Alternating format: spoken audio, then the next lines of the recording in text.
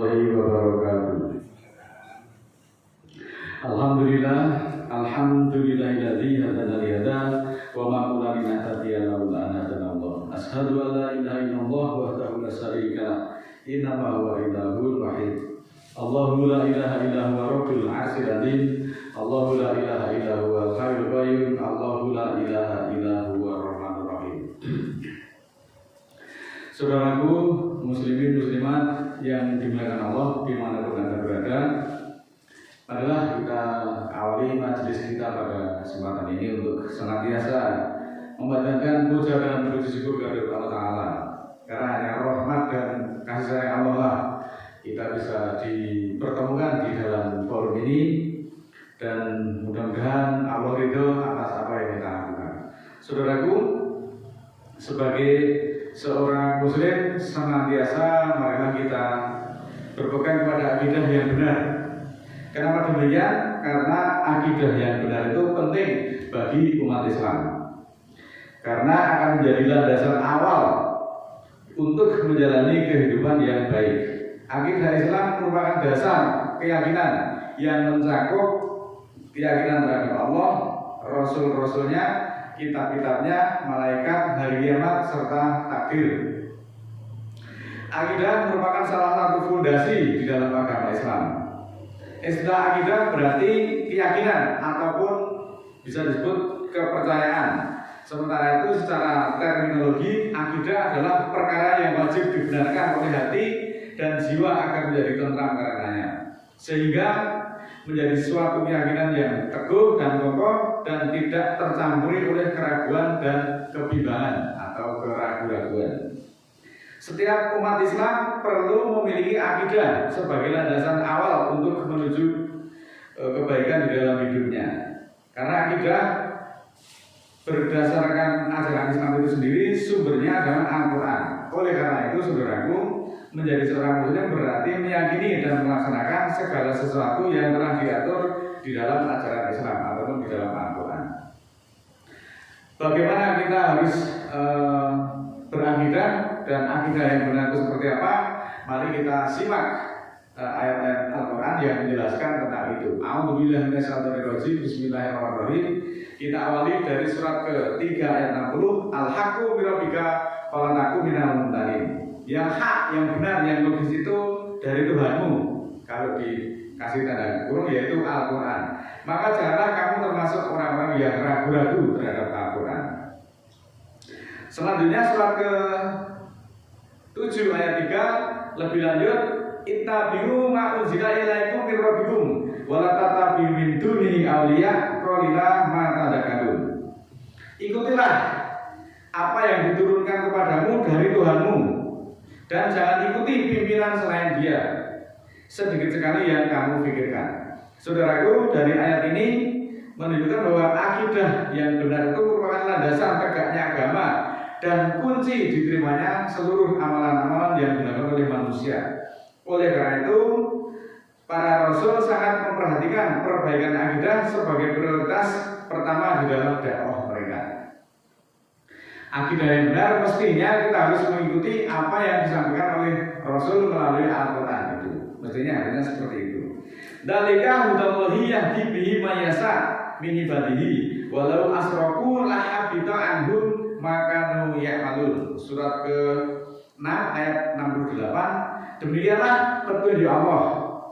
Allah menunjuki dengannya, dengan Al-Quran itu, kepada siapa yang Dia kehendaki dari hamba-hambanya. Kalau kemudian mereka mensyirikkan atau musyrik, maka Allah akan menghapuskan atau melenyapkan apa-apa yang telah mereka kerjakan. Saudaraku, peringatan dari ayat ini bahwa penyimpangan dari akidah yang benar adalah sumber petaka dan bencana bagi seluruh manusia.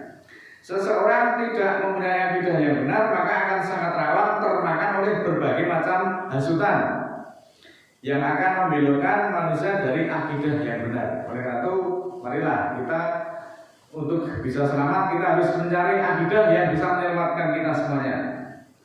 Begitu pula di dalam sebuah masyarakat, lingkungan masyarakat yang tidak dibangun atas fondasi akidah yang benar, maka akan sangat rawan terbius berbagai tradisi secara turun-temurun, tetapi itu adalah perbuatan kemusyrikan yang tidak disadari. Mereka itu lebih senang mengikuti tradisi dari nenek moyangnya yang diikuti secara taklid buta daripada mengikuti petunjuk-petunjuk yang ada di dalam Al-Quran. Ini realita yang ada sampai saat ini. Orang itu lebih suka mengikuti tradisi nenek moyang dengan alasan nguri-uri budaya leluhur nenek moyang daripada apa yang dikatakan petunjuk Allah melalui Al-Quran. Saudaraku, bahwa musyrik itu bukan hanya menyembah berhala saja, tetapi menserikatkan hukum Allah dengan hukum yang buatan manusia seperti yang marak sekarang ini, itu juga tidak disadari, maka akan semakin menjauhkan manusia itu dari Al-Quran, akan menjauhkan Islam dari Al-Quran. Kegiatan-kegiatan ritual keagamaan sekarang ini banyak sekali marak dilakukan oleh masyarakat, tetapi banyak sekali yang tidak sesuai dengan Al-Quran. Apakah kita harus mengikuti seperti itu? Maka tugas kita adalah mengoreksi dengan ayat, mengoreksi dengan Al-Quran, supaya kita berakidah dengan benar, agar kita tidak termakan oleh hasutan-hasutan yang akan membelokkan kita dari jalan yang benar. Afala yatadabbaruna al-Qur'an walau kana min indi ghairi la wajadu fihi khilafan katsira. Surat keempat ayat 82. Tidakkah mereka mengkaji, mentadabbur Al-Qur'an? Kalau dia selain dari Allah, maka tentulah yang akan kamu dapatkan di dalamnya adalah kontradiksi atau pertentangan yang banyak.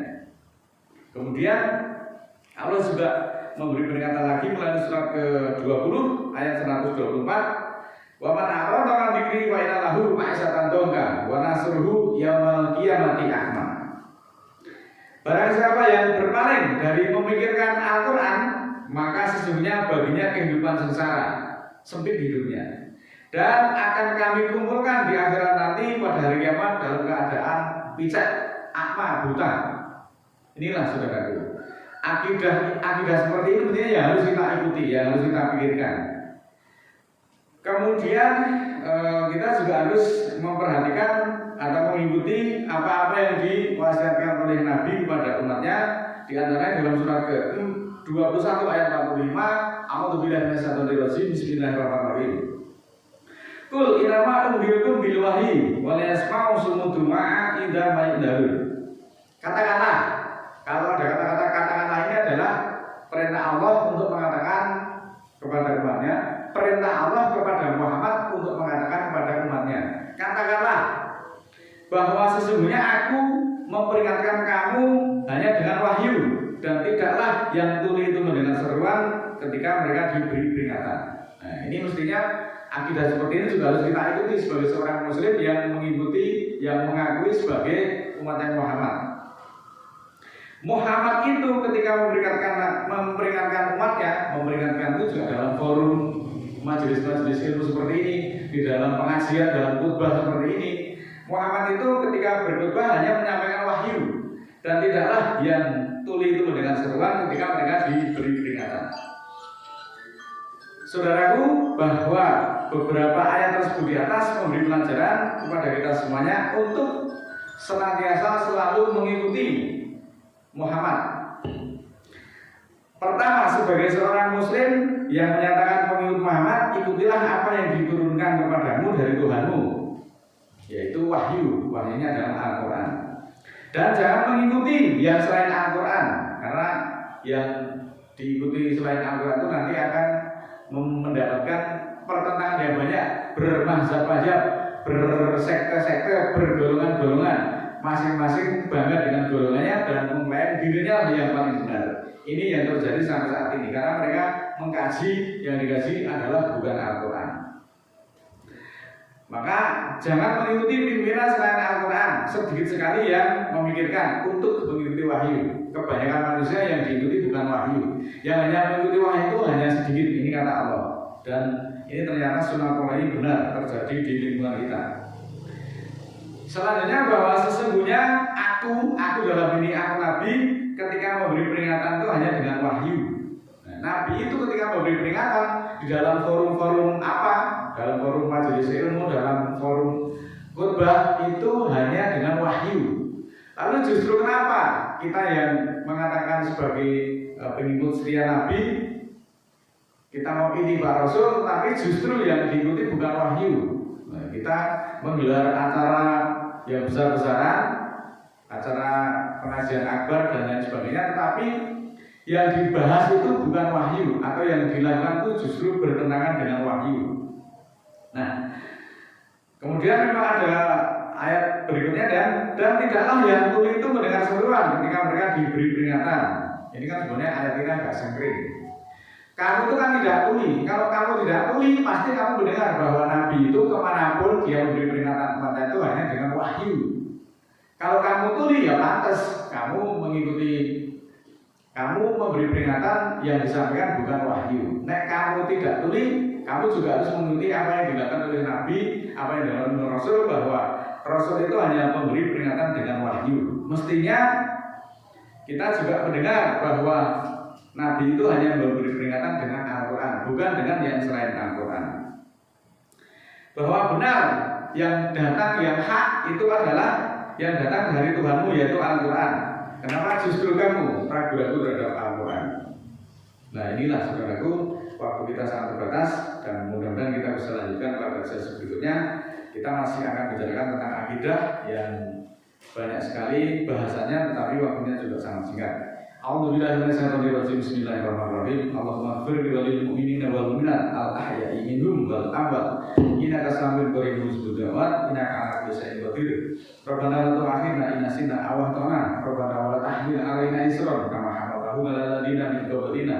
Rabbana wa la tuhammilna ma la taqata lana bihi wa'fu 'anna waghfir lana warhamna anta maulana fansurna 'alal qawmil kafirin. Subhana rabbika rabbil izzati amma yasifun wa salamun 'alal mursalin walhamdulillahi rabbil alamin. Wassalamualaikum warahmatullahi wabarakatuh.